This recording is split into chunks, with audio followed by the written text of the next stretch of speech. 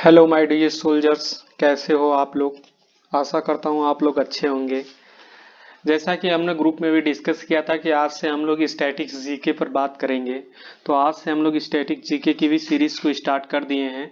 सबसे पहला क्वेश्चन आपके स्क्रीन पर दिखाई दे रहा है। चलिए ज़्यादा बात न करते हुए हम लोग क्वेश्चन को स्टार्ट करते हैं। आपसे क्वेश्चन नंबर 26 में बताया जा रहा है कि अकबर का मकबरा निम्नलिखित में से किस स्थान पर स्थित है। आपको बताना है कि अकबर का जो मकबरा है निम्नलिखित में से किस स्थान पर स्थित है। Option A Sikandra, option B Agra, option तीन फतेहपुर सीकरी, ऑप्शन डी इलाहाबाद। इनमें से कौन सा ऑप्शन सही है जो अकबर के मकबरा को दर्शाता है, यानी अकबर का मकबरा स्थित है। चलिए मैं आपको बता देता हूं कि अकबर का मकबरा जो है आगरा में बनाया गया है और वह आगरा के सिकंदरा में बनाया गया है। तो इसका तो ऑप्शन सिकंदरा होगा, न कि आगरा होगा। तो इस चीज को लिए आप लोग ध्यान रखिएगा। जो 26 नंबर का क्वेश्चन है उसका ऑप्शन होगा सिकंदरा। सिकंदरा कहाँ पे है? आगरा में है। तो जब भी बात की जाएगी इसके मकबरा की, अकबर के मकबरा की, तो आप लोग समझ जाइए कि अकबर का मकबरा कहाँ पे स्थित है? सिकंदरा में स्थित है। निम्नलिखित में से कौन संस्कृत का प्रथम व्याकरणविद था? आपको बताना है कि संस्कृत के प्रथम व्याकरणविद कौन थे। संस्कृत के प्रथम व्याकरणविद कौन थे? Option A Kalhana, option B Kalidas, option C Maitreyi, option D Panini. तो जैसा कि आप लोग जानते हैं पाणिनि जी ने संस्कृत के प्रथम व्याकरणविद माना जाता है। पाणिनि के बारे में थोड़ी सी जानकारी ले लेते हैं।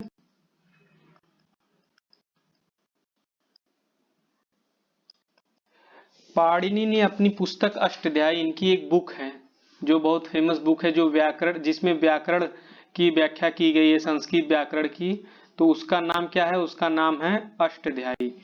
तो अक्सर ये बुक पूछी जाती है कि पाणिनि की कौन सी बुक है जिसमें संस्कृत के व्याकरण का उल्लेख किया गया है। तो उसका नाम है अष्टाध्यायी। तो इसको आप याद रखिएगा, अष्टाध्यायी।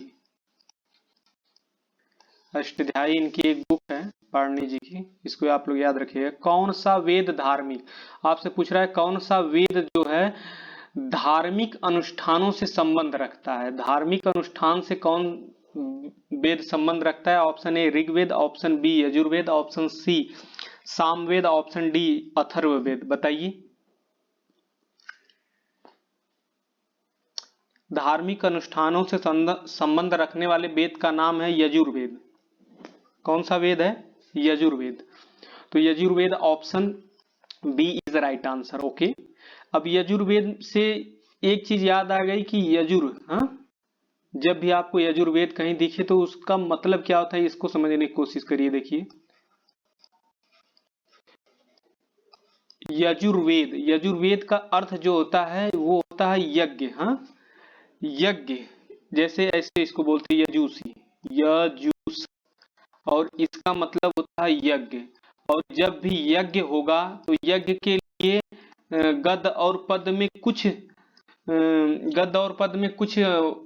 मंत्र का उल्लेख किया जाता है। उसी चीज से संबंध है ये, इसीलिए इसका संबंध गद और पद दोनों से है। और जब गद और पद दोनों से होगा तो जाहिर सी बात है संगीत से भी इसका संबंध होगा।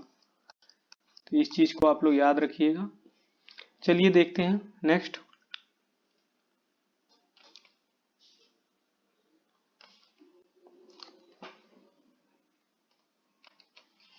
अभी एक क्वेश्चन, इसमें दो क्वेश्चन रह गए थे। निम्नलिखित में से किस समझौते का लक्ष्य आपसे पूछ रहा है यह कि बताया जा रहा है कि वह कौन सा लक्ष्य है जिसमें हिंदू मुस्लिम के भेदभाव को सुलझाने के लिए प्रस्तुत किया गया था। तो ऑप्शन ए है लखनऊ समझौता, ये 1916 में हुआ था। और ऑप्शन बी है पूना समझौता, ऑप्शन सी है गांधी इरविन समझौता, ऑप्शन डी है लाहौर समझौता। तो आपको पता होना चाहिए कि option A is right answer. Lucknow समझौता में हिंदू और मुस्लिम लिंग एक मंच पे आए थे। उसके साथ साथ इसके अध्यक्ष समझौता के जो प्रमुख थे उनका क्या नाम है? लखनऊ समझौता के प्रमुख का नाम है अंबिका चरण मजूमदार। आपको ये भी याद रखना है। नेक्स्ट, शिव की गुफा। भगवान शिव की गुफा कहाँ पर स्थित है आपको बताना है। ऑप्शन ए अजंता की गुफा है, ऑप्शन बी एलोरा की गुफाओं में शिव का उल्लेख है, ऑप्शन सी एलिफेंटा की गुफा है, ऑप्शन डी बादामी की गुफा है। तो जैसा कि आप लोगों को पता है कि शिव की गुफाओं का उल्लेख एलिफेंटा की गुफाओं में मिलता है, और एलिफेंटा की जो गुफा है वह महाराष्ट्र में स्थित है। कहाँ पे स्थित है? महाराष्ट्र में। इस गुफा का निर्माण कौन करवाया? गुफा का निर्माण राष्ट्रकूटों ने करवाया था। कौन? राष्ट्रकूट। राष्ट्रकूटों द्वारा इस गुफा का निर्माण करवाया गया था। नेक्स्ट, ये देखिए 31 नंबर क्वेश्चन आपकी स्क्रीन पर। वर्ल्ड इकोनॉमिक्स फोरम के ग्लोबल जेंडर गैप इंडेक्स 2021 है। आपको ग्लोबल जेंडर इंडेक्स 2021 में भारत का स्थान बताना है। तो इंडिया की कौन सी रैंक थी आपको यही बताना है। तो ग्लोबल जेंडर इंडेक्स में भारत की रैंक जो थी, उससे पहले आप ये चीज याद रखिए कि ग्लोबल जेंडर इंडेक्स में कितने देश थे। तो कुल 156 देश थे। पहले नंबर पे कौन सा देश था? तो फिनलैंड था। कौन सा देश था? फिनलैंड। फिनलैंड पहले स्थान पे था। उसके बाद आपका भारत कौन से स्थान पे था? तो आपका भारत जो है, यहाँ पे ये नहीं रहेगा। आपका भारत कौन से स्थान पे था? तो आपका भारत होगा 140वें स्थान पे, और option C is right answer. देखिए 32 नंबर का क्वेश्चन कह रहा है उत्तर प्रदेश के संसदीय सीटों की संख्या आपको बतानी है, वो भी राज्यसभा में। उत्तर प्रदेश के संसदीय सीटों की संख्या कितनी है राज्यसभा में, आपको बतानी है। वैसे तो 31 होती है। और एक चीज और याद रखना कि जब ऐसे पूछेगा उत्तर प्रदेश में संसदीय सीटों की संख्या, यहाँ और यहाँ पे ब्रैकेट में राज्यसभा न दिया हो, तब आपको क्या करना है कि 552 याद रखना है। अभी दो एंग्लो बंगाली, मतलब एंग्लो जो थे, एंग्लो भारतीय, उनको निकाल दिया गया तो 550 माना जा रहा है, लेकिन अभी ये नहीं सही है। अभी करंट के अनुसार यही सही है, 552 ही। भारत के राष्ट्रपति को उनके पद से कौन हटा सकता है? तो आपको पता होना चाहिए कि भारत के राष्ट्रपति को उनको पद से कौन हटा सकता है। चलिए बताइए कौन हटा सकता है। इसका कमेंट आप लोग हमको आंसर में, क्वेश्चन में करके बताइएगा, राष्ट्रपति को कौन हटा सकता है। भारत के प्रधानमंत्री, भारत के मुख्य न्यायाधीश, संसद या लोकसभा? आप आंसर करके इसका जरूर बताइएगा। ऑप्शन नंबर 33 आपको पता, रेड में कर देते हैं। इसका आंसर आप लोग हमें बताइएगा, कमेंट करके जरूर बताइएगा, नहीं तो फिर हम कल आपको जरूर बताएंगे। चलिए नेक्स्ट, कह रहा है हमारे सौर मंडल का सबसे निकटतम तारा कौन सा है। आपको सौर मंडल का सबसे निकटतम तारा बताना है। तो option A Alpha Centauri, option B Beta Centauri, option C Proxima Centauri, और ऑप्शन डी बनार्ड। तो option C is right answer. Proxima Centauri जो है हमारे सौर मंडल का सबसे निकटतम तारा है। Option C is right answer. पृथ्वी सूर्य के चारों ओर घूमता है। एक आपको प्रिंसिपल दिया गया है कि पृथ्वी सूर्य के चारों ओर घूमता है। इस कथन को किस सिद्धांत को पेश करने वाले का नाम बता दीजिए आप। तो आपको बता दें कि इसको पेश कौन किया था। तो कॉपरनिकस ने बताया था कि पृथ्वी सूर्य के चारों ओर घूमती है। तो option C is right answer. Okay, next देखते हैं। आपसे पूछा जा रहा है कि अगर पुर्तगाल की राजधानी क्या है। आपको बताना है कि पुर्तगाल की राजधानी क्या है। पुर्तगाल, सबसे पहली बात कि ए किसकी राजधानी है, ये किसकी राजधानी है, ये किसकी है, सब तो पता होना चाहिए, तब तो आप पुर्तगाल की राजधानी बताएंगे। वैसे तो आपको पुर्तगाल की राजधानी पता ही है, लिस्बन होती है, लेकिन मिनस्क और वियना या ब्यूनियर आयर्स से, इन सब किसकी राजधानी है जी। तो मिनस्क जो है आपकी, ये बेलारू की राजधानी है, बेलारू। और वियना आपको पता है ऑस्ट्रेलिया नहीं, ऑस्ट्रिया किसकी, ऑस्ट्रिया। और ब्यूनस आयर्स किसकी राजधानी है? तो आपको पता होना चाहिए अर्जेंटीना किसकी है, अर्जेंटीना। ओके, नेक्स्ट आपको बताना है भौतिक मात्रक दे दिया है जर्क। जर्क किसका मात्रक है या जर्क की यूनिट आपको बतानी है। तो जर्क की यूनिट क्या होगी, ऑप्शन ए मीटर प्रति सेकंड, ऑप्शन बी मीटर प्रति सेकंड घन, ऑप्शन सी मीटर प्रति सेकंड वर्ग और ऑप्शन डी मीटर प्रति सेकंड। तो आपको पता होना चाहिए option B is right answer, metre प्रति सेकंड घन। ये आपके जर्क जर्क होता क्या है एक्चुअली, जर्क होता है वेग त्वरण परिवर्तन की दर, त्वरण परिवर्तन की दर, त्वरण परिवर्तन की दर को हम लोग जर्क या इसको इंग्लिश में जर्क और हिंदी में बोलते हैं धक्का, और इसकी यूनिट है आपकी मीटर प्रति सेकेंड क्यूब। आपको याद रखना, ये इंपॉर्टेंट क्वेश्चन था।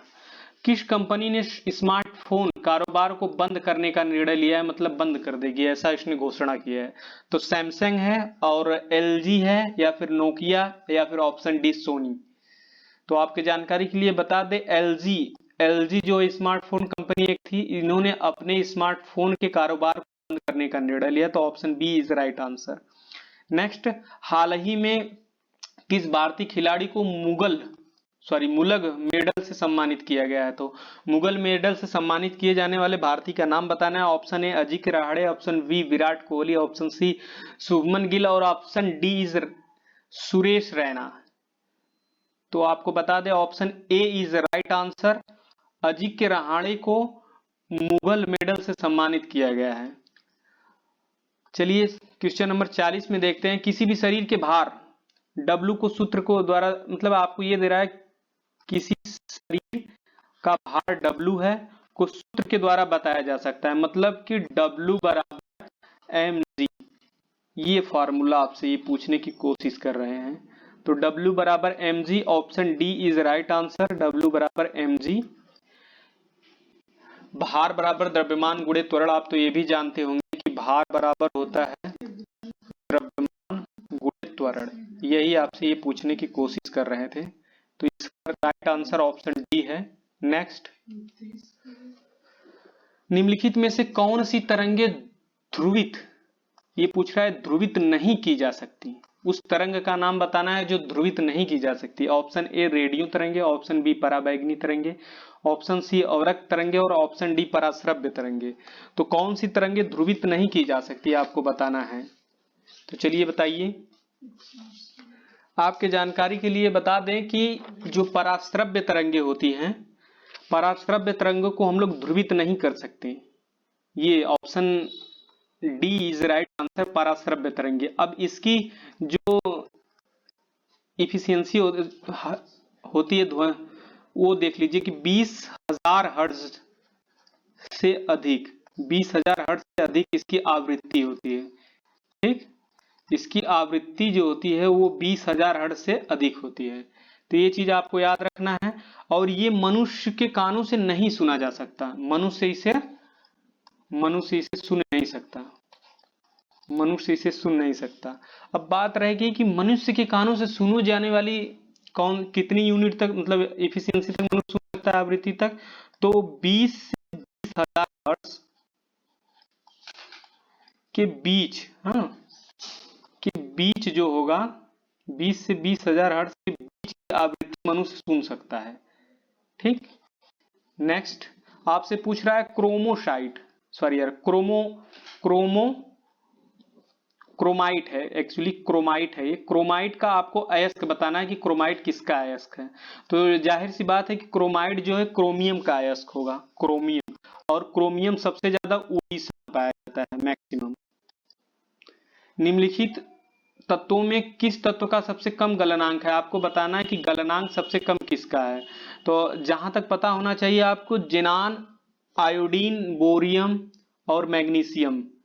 तो इन सबों में सबसे कम होता है जिनान का। कितना होता है, -111 डिग्री लगभग। और बाकी सबका पॉजिटिव में होता है, लेकिन जिनान का निगेटिव में होता है। और काली मिर्च, नेक्स्ट क्वेश्चन देखते हैं। काली मिर्च का पौधा क्या है, काली मिर्च के पौधा किस रूप में होता है। तो झाड़ी होता है या छोटा वृक्ष होता है या बेल होता है या पेड़ होता है। तो आपको जानकारी के लिए बता दें कि काली मिर्च जो होती है, ये काली मिर्च जो है, इसका जो पौधा है वो बेल के रूप में होता है। और महात्मा गांधी, नेक्स्ट क्वेश्चन देखते हैं। महात्मा गांधी एक सिद्धांत प्रस्तुत किए थे, राम राज की संकल्पना का क्या अर्थ था, आपको बताना है। तो ये जानकारी के लिए बताएं कि राम राज का मतलब होता था कि आप मतलब पूरे भारत में एक भी स्टेट ना हो, स्टेट में भारत को ना डिवाइड किया जाए, सिर्फ भारत रहे, नाम के रूप में सिर्फ इंडिया, और उसमें कोई भी स्टेट डिवाइड ना हो, मतलब कि कुछ भी ना हो, सिर्फ भारत, पूरा अखंड भारत, और उसमें एक भी स्टेट का डिवीजन ना हो, धर्म या जाति या कुछ मतलब भाषा के अनुसार कोई भी मतलब कुछ परिवर्तन ना हो, और इसी तरह से रहे, उसी उसी को इन्होंने राम राज सिद्धांत दिया था। तो ये है राज्य विहीन, मतलब एक भी राज्य ना हो, राज्य विहीन समाज हमें चाहिए। Option C is right answer. Next आपसे पूछा जा रहा है 46 नंबर का क्वेश्चन है, लारेंज वक्र क्या दर्शाता है। जैसा कि आपको पता है कि लारेंज वक्र का मतलब क्या होता है। लारेंज वक्र हमारे गरीबी को दर्शाता है, इस तरह से ये वक्र बनता है, तो ये गरीबी को दर्शाता है। तो इसमें आपको बताना है कि लारेंज वक्र किस चीज को दर्शाता है। उसके साथ साथ एक चीज और याद रखिएगा आप लोग कि लारेंज वक्र जो है आपके आय वितरण से संबंधित रखता है, ठीक। तो आय वितरण से ही पता चलेगा कि कौन गरीब है कौन अमीर है। तो option C is right answer. कभी भी लारेंज की बात आए तो आप गरीबी पे ऑप्शन नहीं करिएगा, इस चीज को समझिए, गरीबी को दर्शाता जरूर है। ये गरीब और अमीर के बीच का परिवर्तन, डिफरेंस बताता है आपको।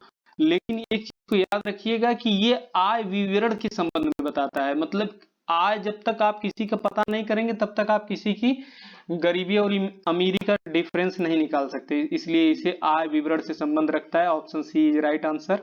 नेक्स्ट देखते हैं, चलिए 47 नंबर का क्वेश्चन है। जून 2019 के अनुसार रिसर्च एंड एनालिसिस विंग, मतलब रॉ, आपसे रॉ की बात कर रहा है।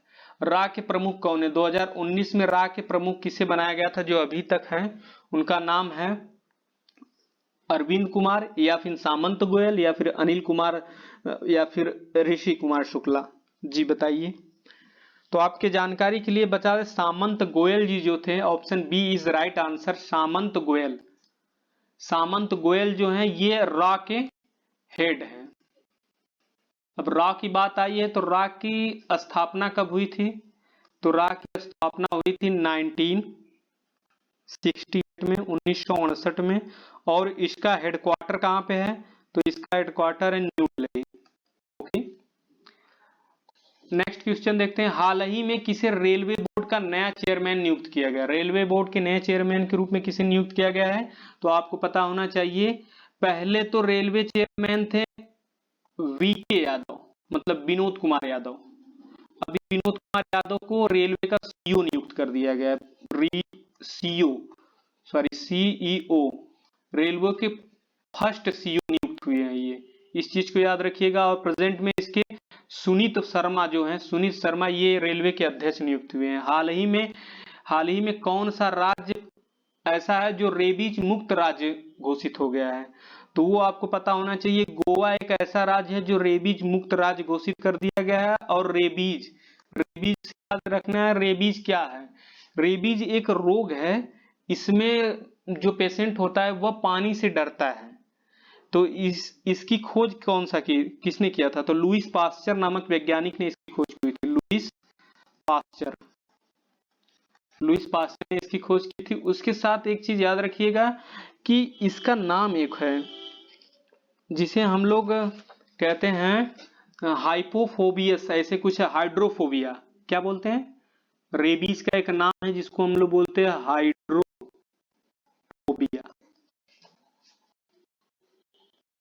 ठीक, हाइड्रोफोबिया है। अब एक चीज यहाँ पे छूट गया था, रा जो है आपका रा, उसका एक, जैसे हर बल का एक अपना कोड होता है, तो उस तरह से इसका भी कोड है, उसको आप लोग याद रखिएगा। जो कोड है उसका नाम है धर्मो रक्षति रक्षति परमो धर्म। क्या है, धर्मो रक्षति रचित परमो धर्म, इस चीज को याद रखिए, धर्मो रचति रचति परमो धर्म, ये इसका कोड है। उसके साथ साथ आपको 50 नंबर का क्वेश्चन देख लीजिए। हाल ही में किस राज्य के मुख्यमंत्री ने ड्रैगन फ्रूट का नाम बदलकर कमलम कर दिया है? तो बताइए कमलम कौन किए हैं? ये गुजरात के स्टेट में इसका नाम बदलकर कमलम कर दिया ड्रैगन फ्रूट। वैसे ड्रैगन फ्रूट किस किस स्टेट में होता है? तो ड्रैगन फ्रूट आपको बता दें, जैसे कि केरल हो गया, उड़ीसा हो गया, गुजरात हो गया, इन सबों के क्षेत्रों में ड्रैगन फ्रूट होता है। ठीक, इसका नाम बदलकर कमलम रख दिया गया है। नेक्स्ट चलिए देखते हैं।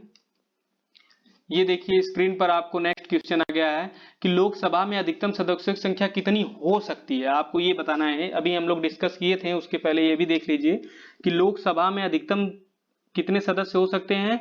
तो 552 सदस्य हो सकते हैं। मैक्सिमम कितने सदस्य हो सकते हैं? 552। प्रेजेंट में कितने हैं? ये जो है, ये जो दिया है, इसमें वर्तमान में कितने सदस्य हैं?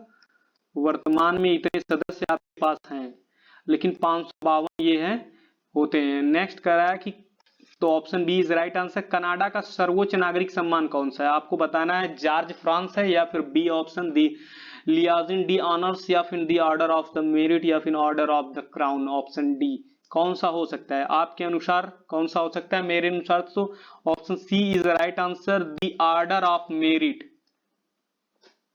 नेक्स्ट क्वेश्चन देखते हैं। प्रसार भारती की स्थापना कब की गई थी?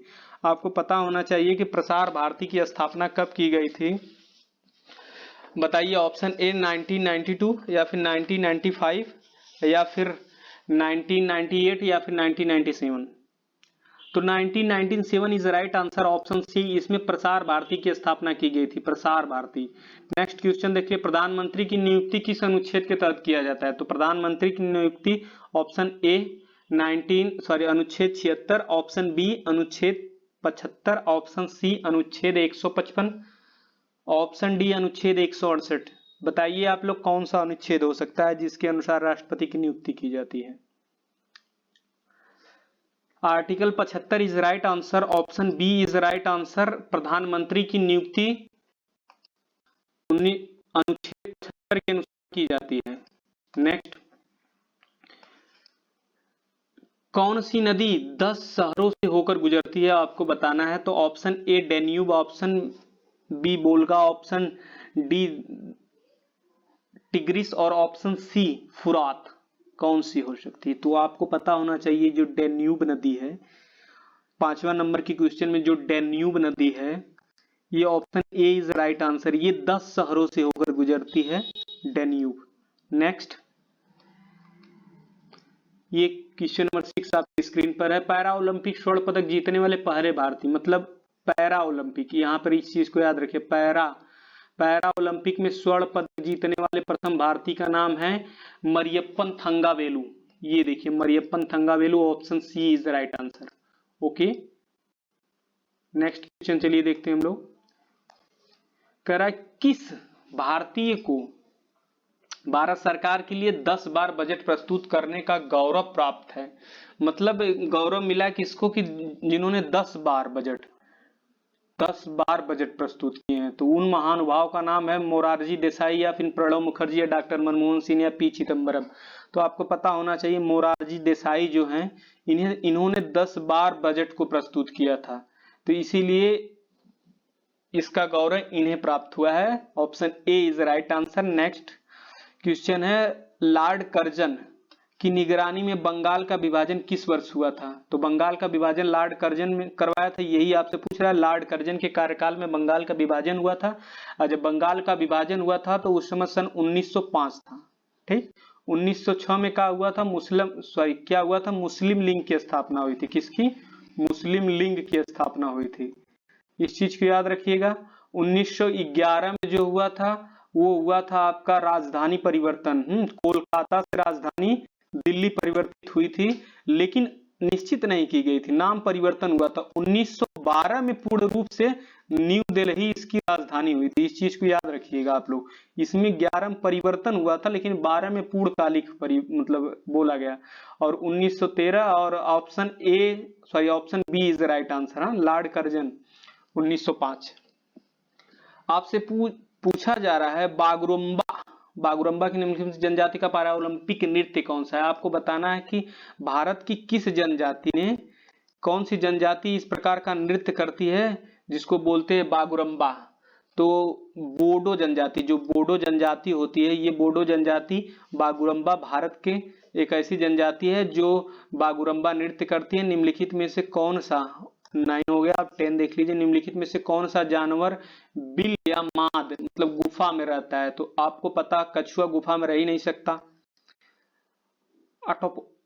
ये देखिए खरगोश, option D is right answer. खरगोश गुफा में रहता है, मगरमच्छ भी नहीं रह सकता और ऑक्टोपस भी नहीं रह सकता। विश्व में किस देश की साक्षरता दर सबसे अधिक है। तो आपको पता होनी चाहिए कि रूस की साक्षरता दर सबसे अधिक है। Option A is right answer, 13 रूस। उसके साथ साथ कुछ लोग तो कहते हैं अमेरिका की साक्षरता दर अधिक होनी चाहिए, लेकिन ये गलत है। रूस की साक्षरता दर सबसे अधिक हुई। इस क्वेश्चन का राइट आंसर रूस होना चाहिए, रूस। क्वेश्चन 12, पुस्तक the India of the dream, the India of the dream पुस्तक के लेखक का नाम बताना है आपको। Pandit Jawaharlal Nehru, Sardar Vallabh Bhai Patel, doctor Rajendra Prasad, Mahatma Gandhi. Option D is right answer. Mahatma Gandhi ji जो थे इस पुस्तक के लेखक हैं। उन पुस्तक का नाम है the India of my dreams.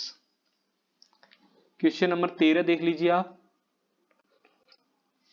निम्नलिखित में से पानी में घुलनशील विटामिन, सबसे पहली बात कि पानी में घुलनशील विटामिन कौन कौन सी होती है वो आपको पता होना चाहिए। वैसे यहाँ तो आपको पता है कि बी और सी जो है पानी में घुलनशील विटामिन है, और के ई डी ये जो है ये पानी में घुलनशील विटामिन है, जिसका आंसर आपको यहां से मिल गया। और ये वसा में घुलनशील विटामिन है, वसा में। तो वसा में घुलनशील है कीड़ा और पानी में बी और सी, तो C is right answer. Next question, CV Raman की योगदान में, मतलब सीवी रमन के योगदान में मरणोपरांत कौन सा राष्ट्रीय विज्ञान दिवस के रूप में किस डेट पे मनाया जाता है। आपको राष्ट्रीय विज्ञान दिवस बताना है। तो आपको पता होना चाहिए 28 फरवरी को हम लोग राष्ट्रीय विज्ञान दिवस मनाते हैं। Option A is right answer. उसके साथ साथ 14 जनवरी को कौन सा दिन मनाया जाता है। तो आपको पता होना चाहिए हिंदी दिवस मनाया जाता है, हिंदी दिवस। उसके साथ 15 नंबर के क्वेश्चन में देखेंगे 1916 के लखनऊ समझौता का महत्वपूर्ण विशेषता क्या था, आपको बताना है।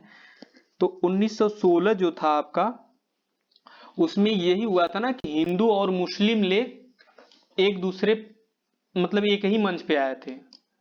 हिंदू मुस्लिम लिंग में समझौता हुआ था और एक दूसरे पे एक ही मंच पे आए थे। मतलब कि मोहम्मद अली जिन्ना मुस्लिमों की तरफ से और हिंदुओं की तरफ से आपके थे तिलक जी। ये दोनों लोग 1916 में, जिसको हम लोग लखनऊ समझौता कहते हैं, इस समझौते में एक ही मंच पे आए थे। और समझौता इन लोगों को बीच में हुआ था कि हिंदू और मुस्लिम को एक होके भारत को या फिर अपने लोगों को आजादी दिलाना है, ये इनका निर्णय हुआ। तो option A is right answer. इसमें कांग्रेस के उदारवादी और कट्टरपंथियों के पुनर्मिलन को उल्लेखित किया गया है। मतलब इन लोगों का मिलन हुआ था, उसका उल्लेख मिल रहा है। ऑप्शन 16 क्वेश्चन नंबर क्या कर रहा है, चिराव निम्नलिखित में से किस राज्य का एक प्राचीन पारंपरिक नृत्य है। आपको बताना है चिराव किस जगह का नृत्य है। तो ऑप्शन ए है Mizoram, option B Himachal Pradesh, option D Chhattisgarh और option C Chhattisgarh, option D Goa. जी बताइए। तो आपको पता होना चाहिए 16 नंबर जो है मिजोरम चिराव, जो चिराव है वो मिजोरम का नृत्य है, पारंपरिक नृत्य। ओके, तो चिराव मिजोरम से संबंध रखता है। नेक्स्ट ये देखिए 17 नंबर का क्वेश्चन निम्नलिखित में आपसे पूछ रहा है कि खाली जगह दिया हुआ है, कोशिका के सुसाइड बैग, ये देख रहे हैं सुसाइड बैग के रूप में किसे जाना जाता है। तो इस चीज को याद रखिएगा कि जो सुसाइड आप कह रहे हैं, सुसाइड बैग, ये सुसाइड बैग का एक और नाम है, आत्महत्या भी बोल सकते हैं इसे, आत्महत्या की थैली। तो ये आत्महत्या की थैली है। ओके, और इसे बोलते हैं लाइसोसोम, लाइसोसोम।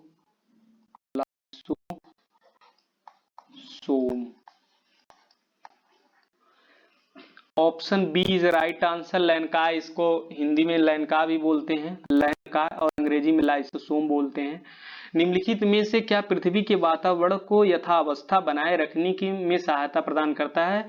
आपको बताना है कि कौन कौन है जो पृथ्वी को यथापूर्वक वातावरण बनाए रखने में सहायता करता है। तो ऑप्शन ए ही होना चाहिए, जिसमें पृथ्वी का वातावरण अगर कांस्टेंट करना है तो आपको पृथ्वी के गुरुत्वाकर्षण बल पे ध्यान रखना होगा। तो यही है पृथ्वी का गुरुत्वाकर्षण बल, जिसके वजह से पृथ्वी का वातावरण जो है यथावस्थान बनाए रखता है, सहायता प्रदान करता है। Option A is right answer. Next देखिए 19 नंबर का क्वेश्चन क्या करा है। भारत में निम्नलिखित में से किस बंदरगाह का नाम परिवर्तित करके दीनदयाल बंदरगाह रख दिया गया है? तो आपको पता होना चाहिए दीनदयाल बंदरगाह, किस बंदरगाह का नाम रखा गया है। Option D is right answer, Kandla. Kandla बंदरगाह कहां पर है? तो आपको पता होना चाहिए कांडला बंदरगाह गुजरात में है, और ये कांडला बंदरगाह जो है इसी का नाम बदलकर आपको दीनदयाल बंदरगाह रख दिया गया है। और option D, sorry, question number 20, Orissa में जौनागढ़, जो देख रहे हैं जौगढ़, इसे किस लिए प्रसिद्ध है आपको बताना है। उड़ीसा का एक जौगढ़ है, किस लिए प्रसिद्ध है? तो आपको पता होना चाहिए कि उड़ीसा में एक शिलालेख है अशोक का, बहुत फेमस शिलालेख है। उसी शिलालेख के बारे में हमेशा उड़ीसा प्रसिद्ध रूप से जाना जाता है, जिसमें है जौनगढ़। तो ये जौगढ़ जो है वहीं से है, अशोक का शिलालेख स्थल है जौगढ़, यही इसी वजह से ये प्रसिद्ध है। थैंक यू दोस्तों, आज का सेशन यहीं पे समाप्त होता है। Thank you for watching me, keep support me. Session अच्छा लगा हो तो लाइक शेयर सब्सक्राइब करना ना भूलें।